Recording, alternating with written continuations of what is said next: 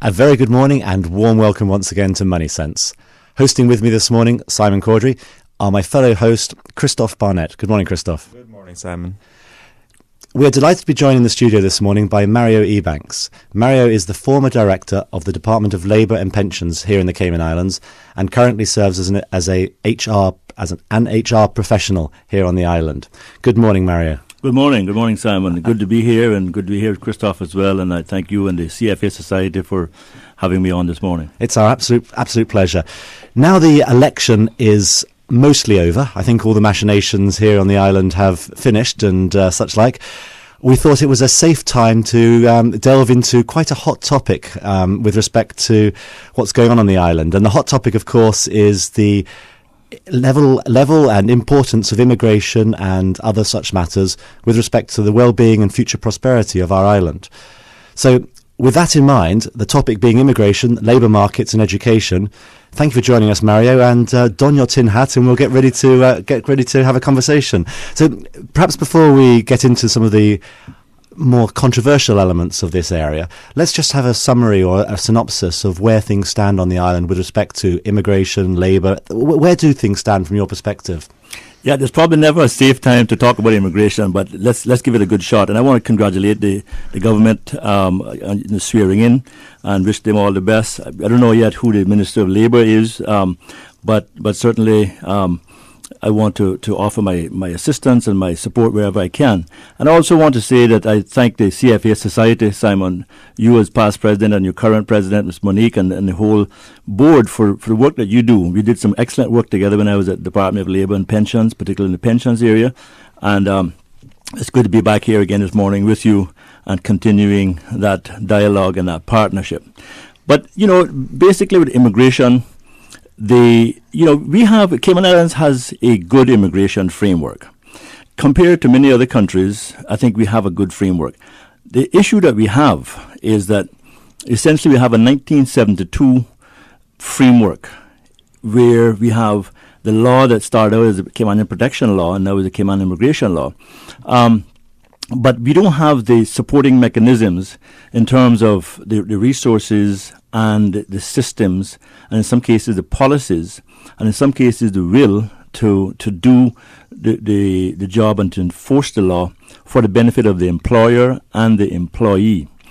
The issues that I see at the present time that we need to definitely look at is that we have the permanent residency situation where we have 1,000 plus people waiting to hear the outcome of their application. That's been going on for a number of years.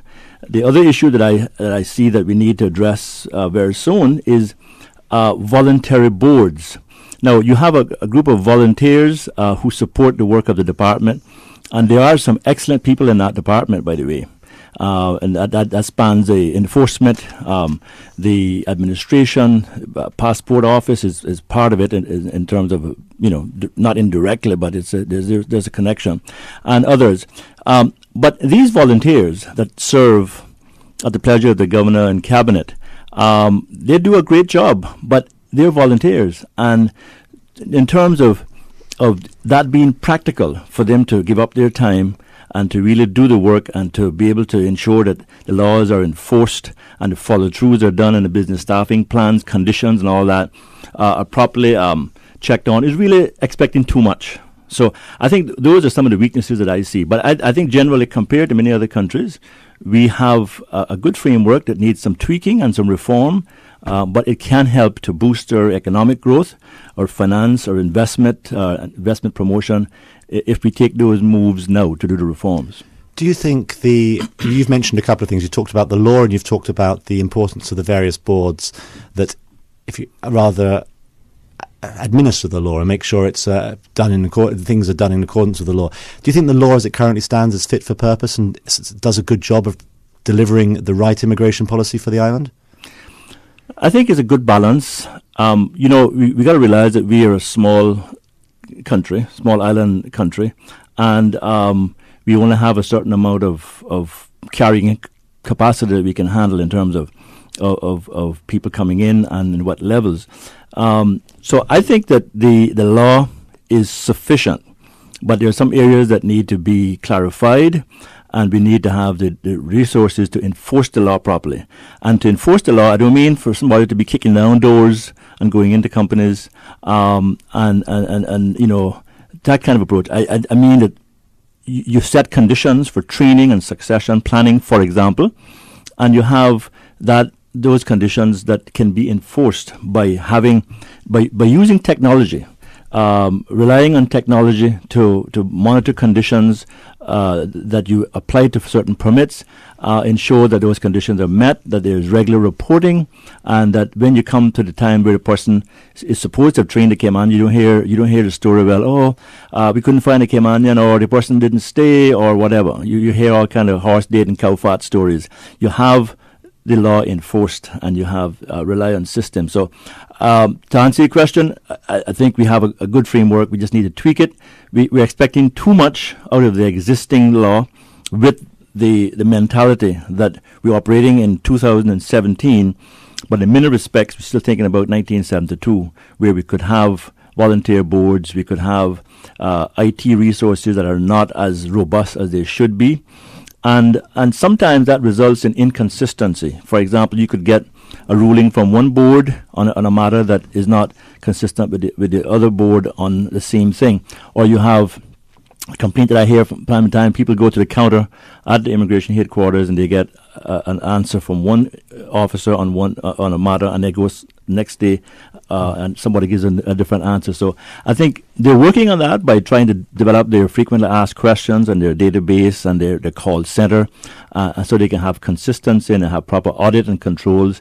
But I believe that the time is now for a full reform and a full study of immigration, the systems, the laws, the computer leveraging, and whether just to bring it up to date in 2017. Do you think that the immigration system as it stands allows too few immigrants into the country, to people with work permits? You made the comment that one often hears complaints that from a local Caymanian whereby I wasn't trained, or my job that was promised me wasn't delivered to me.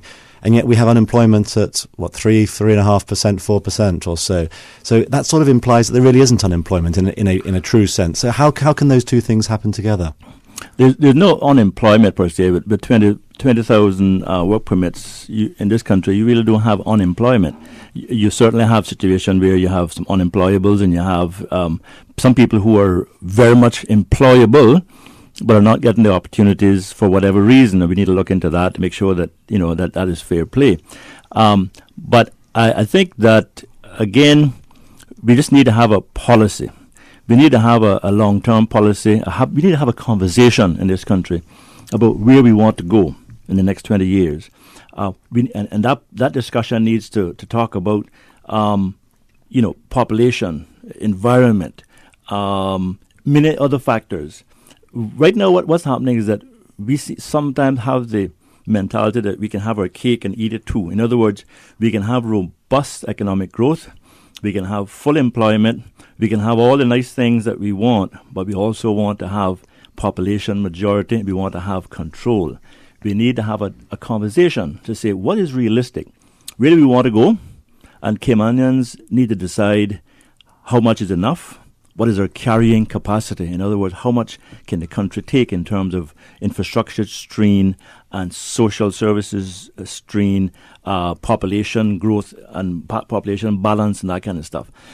So I believe that the immigration law cannot necessarily rule all those things. That has to come down to government policy. And that's why I've called in for the last 20 years for a discussion, a conversation, whether it's a symposium or whether it's a summit, some sort of discussion on where do we want to go as a country to benefit Caymanians, to benefit non-Caymanians, to benefit employers and to benefit employees. You hit on a topic which I think is really crucial about economic growth. In essence, economic growth boils down to very, very simple things. It's a mixture of technological progress, getting smarter at the way you're doing things, and population growth. Those are the only three deliverables that deliver economic growth. So if people in the population here want or are willing to sacrifice their future well-being, in other words, if willing to sacrifice potential income they can accept lower levels of immigration. Population growth is a function of economic growth. Is that something you think that is understood well enough by the general population, or even is accepted? If it's not understood, of course, it couldn't be accepted. That's a good question, Simon. I don't believe that that's understood. I don't believe that people realize that there has to be some give and take. If you take the option of looking at managing your growth, managing your population, managing your business licensing categories, talking about reserving some jobs for Caymanians, you potentially could have a contraction in certain parts of the economy. But that may be a good thing for the long term, because we don't want to destroy everything now or develop everything now, and then 100 years from now, future generation, they have nothing to work with. We need to plan our growth and have a more of a longer term outreach. But people don't understand. And I think I see the Chamber of Commerce starting some discussion about some video series, which is sort of useful. Well, what you all do in terms of MoneySense and talking about the economic and financial factors, the CFA Society is also very, very important. But the grassroots don't understand, in many respects, the differences between economic growth management and the implications of that, as opposed to a complete laissez-faire system where the market dictates everything and what that impact could be. So I think, again, there needs to be some conversation, more conversation, a national summit or a national symposium on this issue of where do we go from here? What is the 10 to 20 year outlook? And get people to buy in. Because I always subscribe to the adage, if somebody underwrites something, they will support it. So if they're involved in discussion about where we want to go, then they will also be a part of it. So just in terms of clarification, there's a couple points I want to address to assist with the understanding, because we've mentioned a couple terms, one being full employment. So some people might hear that and think full employment means 0 people are out of work. Well, that's not necessarily the case, because in any functioning economy, you're going to have some what's called cyclical unemployment and structural unemployment. Now, without getting into technical detail, if we think about it, there's always a give and take. Some people are moving from one job to another. Some people have been laid off because of business restructuring and so on. And so it doesn't necessarily mean that we can never get to 0 people unemployed. So whenever we hear people talk, oh, well, these certain amount of people don't have a job, that may not be where we can get to a 0 bound in terms of our goals. And then 2, what we also see in terms of the addressing on the economic growth point, we've seen as the level of work permits have gone up, so have the number of employed Caymanians, and that's a function of the growth of the economy. And then the final point is that when we think about growing the economy, if we start saying we want 3% growth in the economy or 3% growth in just the population, well, we have to have a long-term conversation, Mario, exactly what you're saying, because 3% in 20 to 25 years, that doubles the population. And then again, another 20 to 25 years, doubles again. So there's a conversation to be had, because there is discussion of the pie itself, the economic pie, growing, but we're on a small island, and then the distribution of that pie, who gets what, and that's where we can have the conversation about should certain things be restricted to Cayman, or do we just depend on growth and so on. Well, before we have a conversation about pies, it's almost a good segue into having a quick break. People can get a cup of coffee and a chocolate cookie in my case, and join us after the break. So 2 minutes time. This is MoneySense, bringing an informed financial perspective to the Cayman community.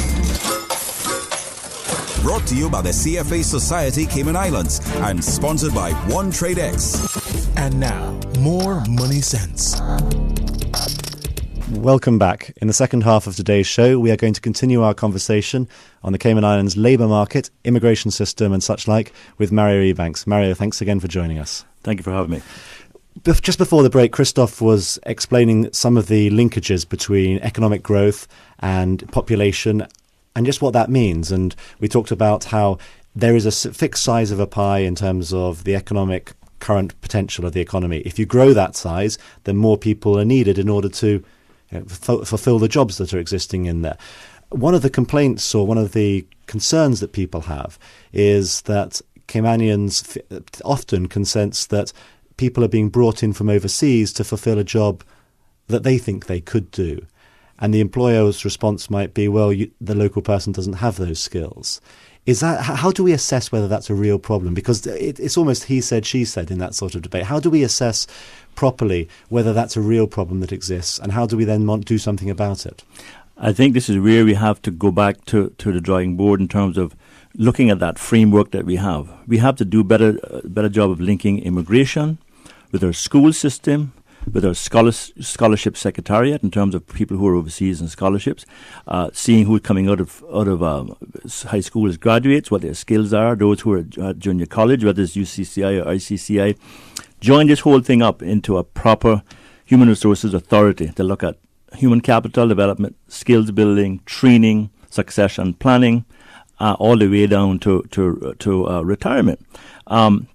What I want to say to you, gentlemen here of the CFA Society, is that we cannot expect immigration policy to control or to solve all the ills of society. We have social issues. We have early intervention, for example, of at-risk children. We have people with learning disabilities. The previous government did a lot of work on this at-risk and early intervention, and I hope that's going to continue. But that obviously affects people's ability to do well in school and therefore become employable.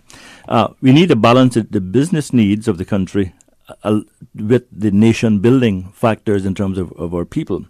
But I think that the only how we're going to deal with this, as I see it, and I've been advocating this for the last 15 or 20 years, is to establish a proper human resources authority. And that's not my creation of my imagination. That is something that was put in place by the Vision 2008. Vision 2008, as many people would know, was a national strategic plan that was done in 2008, and it was a 10-year plan. And in Strategy 16, Action Plans 7, 8, and 10, it talks about a new structure where immigration work permit boards would be amalgamated into an authority to deal with labor, training, work permits, and whatnot. And I think that is where we ought to go. We've tried for the last couple of decades to put band-aids on this problem and expect that it's going to create economic growth and prosperity, and it has created that, but it also has been very chaotic and has been very inconsistent. And we need to make sure that if we are a country that our primary export is labor, i.e. services, we are a service economy, we need to make sure that our systems are in place to ensure that we have a consistent, good flow of labor to service that economy, but it also is managed to ensure that Caymanians are given the opportunity to do well.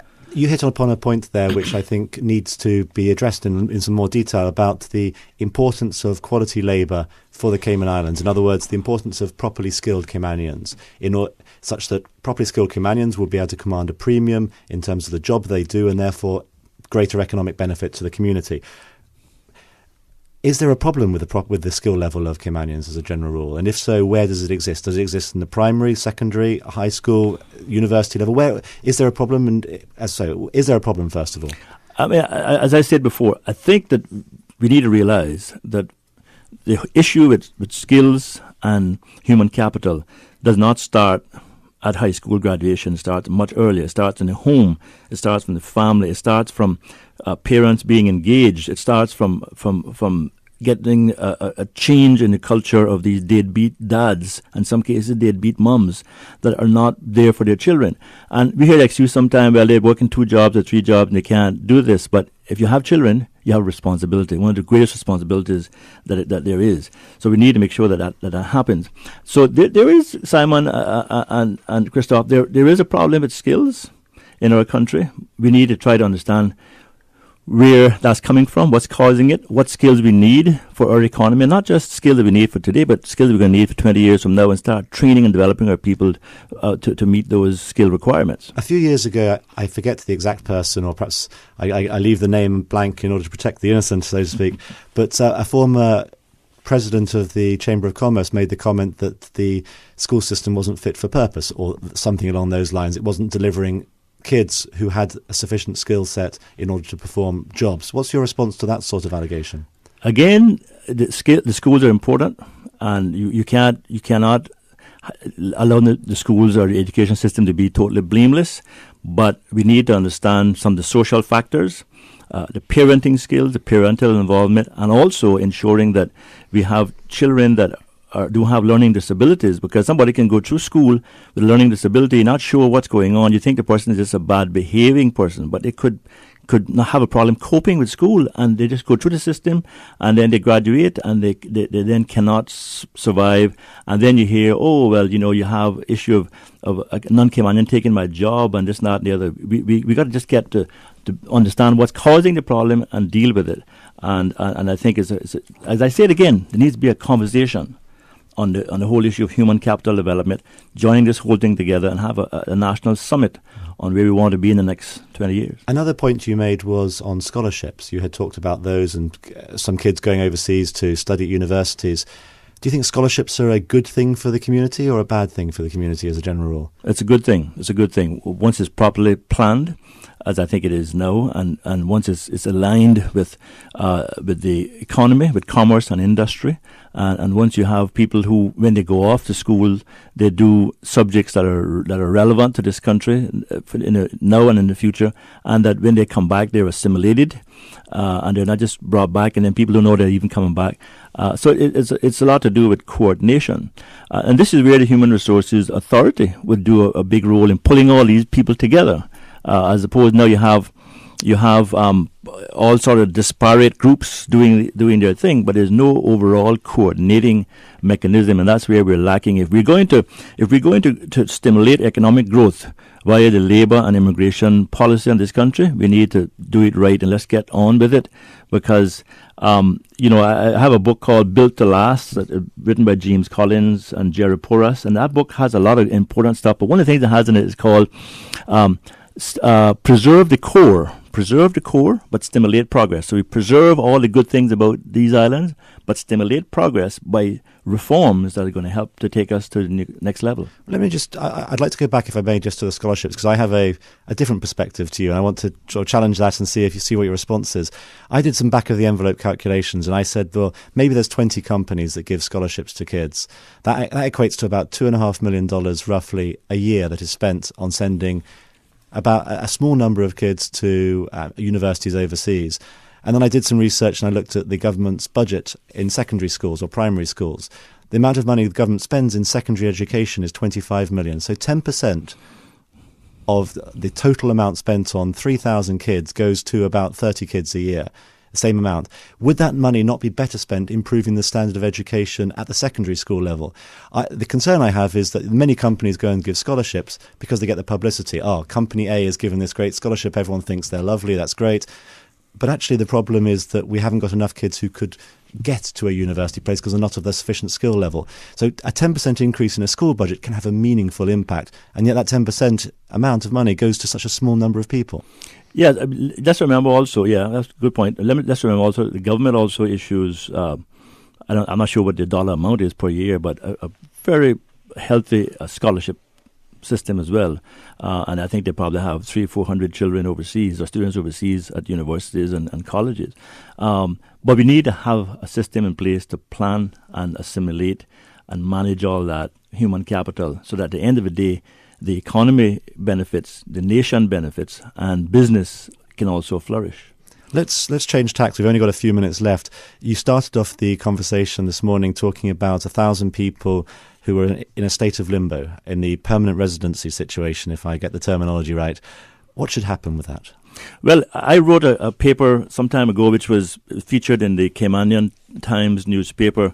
It was actually featured on 21st of October 2016, and that paper talked about a new category of permanent residents. Let's face it, the reason why we have all these people in limbo right now is not necessarily because the computers have shut down or the volunteers are not going to the meetings or whatever. I think a lot of it is to do with people are afraid of granting all of these permanent residents because it opens the gate then to the next progression, which is Caymanian status. And if that's the case, why not do a separate category, a new category of permanent residents where people can stay here as long as they want, as long as they are needed and they're good people and they don't have any bad record and they assimilate. But they don't have and they can get a system where they have an exempted permanent residency where they don't have the right to get status, and they have to do that voluntarily. And they can stay here for 20 years, 25 years, or whatever. But every 2 years, they agree to their waiver. They're not going to apply for status, and they get a separate category. What that will do is give those people security of tenure. Many people don't want to retire in the Cayman Islands because they have their own home to go back to. Many are not going to be able to afford to retire here on the current trajectory, but they'll have security of tenure. So it'll boost our economy. But at the same time, Caymanians are not going to feel overwhelmed by having 10,000 more citizens on the shore, and that's going to, I think, create a good escape hatch for everybody, because it'll give the security of tenure for businesses and for expats, and also it'll help Caymanians. So I want people to look at that article, 21st of October 2016 in the Caymanian Times, about a new category of permanent residents. That, I believe, is a solution to this problem. And we are running very quickly out of time, but before we do, I need to ask you a question in relation to that. What would happen to kids of people born here under those categories then, under those circumstances? Well, again, that is one of the things that those people who agree to that waiver will have to think about and get advice on and think about their long-term plan. If they choose to not go with that category, they can go the existing route, which is permanent residency and on to status, but they run a risk of not being approved. Fair enough. Look, Mario, this is a topic which we could probably eat up, probably a whole day's worth of shows. And I'm sure if we opened the lines to callers, we'd be terrified by the number of people who may have opinions. Not terrified by their opinions, but terrified by the number. So thank you, Mario, for joining us. It's been a real pleasure having you on the show this morning. Thank you, gentlemen. Thank you very much. As a final note then, before we leave, I wish once again to thank all of our listeners and remind you that today's show will be able to be heard as a podcast on the CFA Society Cayman Islands webpage, and encourage you, if you have a question or topic that you wish us to cover, or indeed if you wish to appear on the show, please email us at moneysense@candw.ky. And we have, as I've said multiple times, entered the realms of Twitter. We have our own Twitter something, at MoneySense Radio. Be sure to follow us, do things to us on there, whatever it is people do on Twitter. Send us messages. We'll do our very best to see if we can figure out how to reply. With that, thank you once again. Goodbye, and please do tune in to MoneySense in 2 weeks' time. MoneySense is brought to you with the support of OneTradeX. OneTradeX, the Cayman Islands' #1 choice for online brokerage.